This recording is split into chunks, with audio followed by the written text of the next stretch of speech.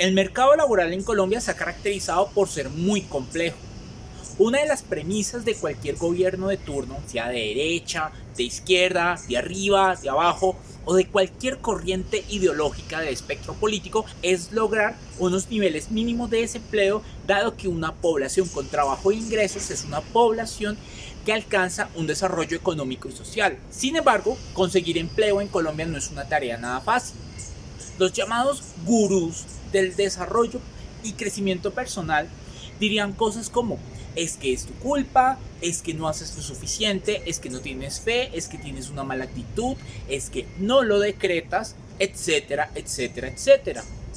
De hecho, uno de estos llamados gurús escribió en uno de sus libros cómo se puede presentar un currículum de manera exitosa. Bueno, aunque no creo que eso tenga cabida en la era de LinkedIn, porque ese libro fue escrito en 1937. En esta ocasión, quiero compartirles que desde mi punto de vista no todo es nuestra culpa simplemente porque no lo decretamos. También existen factores que están fuera de nuestro control y de nuestra gestión que inciden en el éxito o en el fracaso en nuestra búsqueda de empleo, y particularmente vamos a analizar uno de estos factores. ¡Comencemos!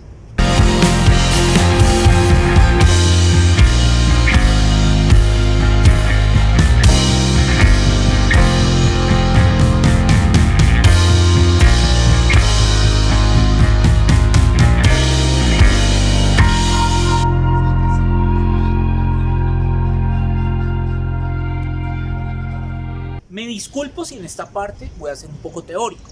El mercado laboral de cualquier país tiene un comportamiento similar a los demás mercados, es decir, está caracterizado por una oferta y por una demanda.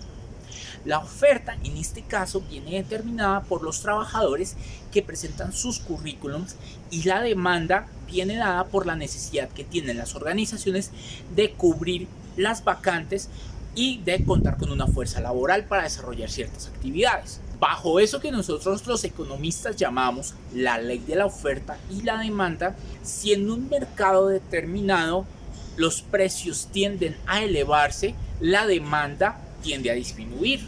Asimismo, si existe una sobreoferta de un producto o un servicio, y con el fin de poder garantizar que existan suficientes compradores para que esos productos no se queden en un stock de inventario, los precios tienden a disminuir. En el caso del mercado laboral en Colombia, la situación que predomina es la primera, es decir, existen unos precios altos, lo que está incidiendo en una baja demanda.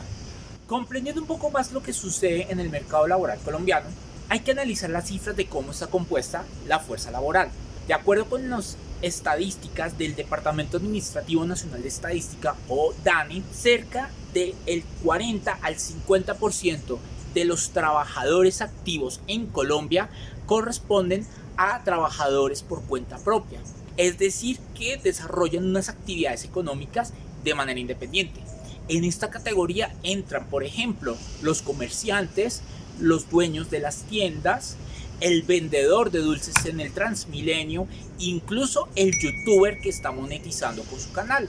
Asimismo, también existen otras figuras como los jornaleros, es decir, que se les paga por la actividad que desarrollan diariamente, o los trabajadores familiares no remunerados. Esta fuerza está representando entre el 5 y el 7% del mercado laboral. ¿Esto qué quiere decir?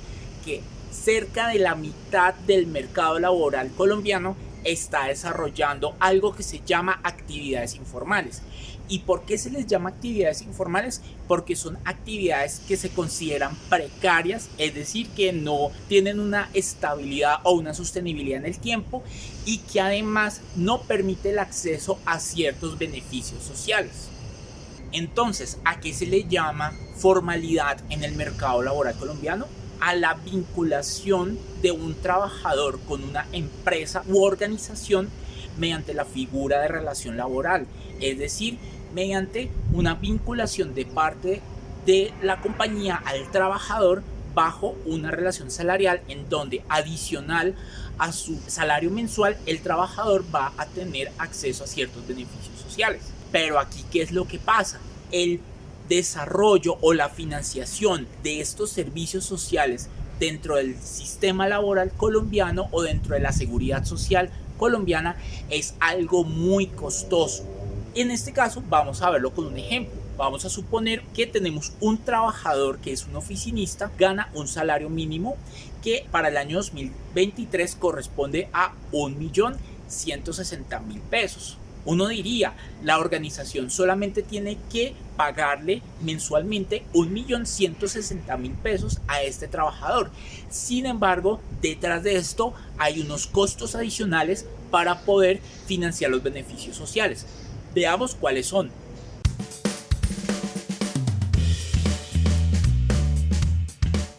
Salud. Se debe afiliar al trabajador al sistema de salud. Para ello, la organización debe aportar el 8,5% del salario, lo que equivale en nuestro ejemplo a 98.600 pesos. Pensión. La organización debe contribuir al fondo para la pensión o jubilación del trabajador en su vejez, que equivale al 12% del salario. En nuestro ejemplo, esto es 139.200 pesos. Riesgos laborales. Se debe asegurar al trabajador ante los riesgos que implica su labor. Este porcentaje tiene 5 categorías que oscilan entre el 0,52% y el 6,96% del salario, en donde el valor mínimo es para un trabajador de oficina, mientras que el valor máximo es para el trabajador que debe realizar, por ejemplo, labores en altura. Suponiendo que el trabajador de nuestro ejemplo es un oficinista, la organización debe pagar por riesgos laborales 6.055 pesos. Este valor subiría a 80.736 pesos si su labor fuera la instalación de las redes de telecomunicaciones en el último piso de un edificio de apartamentos. Caja de compensación. El trabajador debe estar afiliado a una caja de compensación a la cual podrá acceder a servicios de recreación, bienestar y a subsidios de vivienda o de apoyo escolar para menores de edad en función de su salario. Por cualquier trabajador, desde el directivo hasta el operario raso, la empresa debe pagar el 4% del valor del salario, independiente de si éste tiene o no hijos o si gana un nivel de salario que no amerita el acceso a subsidios. En nuestro ejemplo, la organización debe pagar 46.400 pesos por el trabajador a la caja de compensación. Aportes al SENA. Por cada trabajador, la organización debe pagar el equivalente al 2% del salario para financiar el principal centro de educación técnica y laboral de Colombia, que es el Servicio Nacional de Aprendizaje o SENA. En nuestro ejemplo se deben destinar 23.200 pesos. Aportes al ICBF. Por cada trabajador, la organización debe pagar el equivalente al 3% del salario para financiar el organismo estatal que vela por la garantía de los derechos de los niños, niñas y adolescentes, esto es el Instituto Colombiano de Bienestar Familiar, ICBF. En nuestro ejemplo se deben destinar 34.800 pesos. Cesantías. La empresa debe constituir un ahorro para que el trabajador disponga de este al momento de adquirir vivienda, financiar la educación superior propia o de sus hijos o como un fondo de emergencia en caso de quedar desempleado. Estos aportes corresponden a un valor anual equivalente al salario del trabajador, lo que implica que mensualmente debe provisionar el 8,33%. En nuestro ejemplo hablamos de 96.667 pesos. Cada año la organización debe depositar estos recursos en una entidad designada por el trabajador y autorizada para el manejo de cesantías. Intereses de cesantías. Se debe causar el equivalente al 1% del valor mensual del salario como intereses sobre las cesantías ahorradas. Esto equivale en nuestro ejemplo a 11.600 pesos y se pagan al trabajador cada año dentro de los primeros 2 meses. Prima. Se debe reconocer al trabajador el equivalente a un mes de salario por sus prestaciones, en donde la mitad se paga en el mes de junio y la mitad restante en el mes de diciembre. En este sentido, se debe provisionar un valor mensual de 8,33% del salario, que en nuestro caso equivale a 96.667 pesos. Vacaciones. La empresa debe reconocer y pagar el equivalente a la mitad de un salario mensual al trabajador una vez éste cumpla un año vinculado y tome su periodo de vacaciones. Esto implica un costo de 4,17% mensual, lo que equivale a 48.333 pesos en nuestro caso. Para los trabajadores que ganan entre 1 y 2 salarios mínimos, se debe dar un auxilio de transporte que equivale a 140.606 pesos. Este valor aplica para nuestro caso. Con lo anterior, podemos decir que por la contratación de un trabajador bajo una relación laboral, la empresa está incurriendo en unos costos adicionales que oscilan entre el 52% y el 70% del valor del salario. En nuestro ejemplo, en el caso del oficinista, vemos que el costo adicional es de cerca de 64%, que quiere decir que por un salario mínimo de 1.160.000, la organización está incurriendo en unos costos adicionales de 742.128 pesos. Por lo tanto, por un salario de 1.160.000 pesos, a la empresa este trabajador le está costando mensualmente 1.902.128 pesos.